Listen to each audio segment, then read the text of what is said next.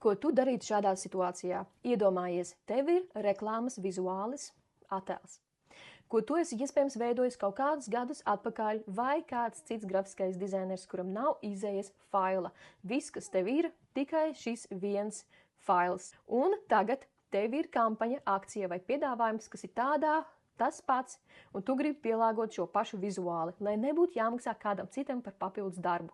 Un tu augšuplādē kaut vai Canva vietnē šo attēlu, un tagad tu centies manuāli tur kaut ko mainīt. Tu ej ar pelīti, uzlikšanu uz tekstu, un tu saproti, ak vai, es neko nevaru labot, neko, ne krāsas, ne tekstu, ne izmēru, neko izdzēst. Tas ir viens plakans, vienkārši slānis, ja? Viens attēls.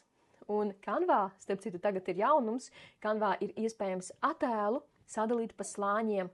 Ja tev šajā attēlā bildē ir teksts vai bilde, vai kāda ģeometriska figūra, kā līnija, vai grafiskais elements, kāda sirsniņa, vai bultiņa, vai Facebook un Instagram ikona, vai QR kods, tas viss tiks izcelts kā atsevišķs elements. Un kur Canvā tas atrodas un kā tas strādā, skaties tālāk.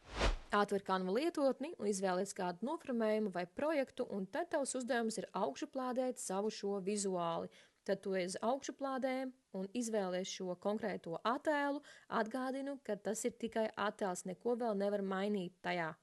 Tad tu ej lejā uz rīkjoslu un sameklē Image Tools, un tad spied uz Magic Layers. Un tagad mākslīgā intelekta rīks visu sadalīs pa elementiem.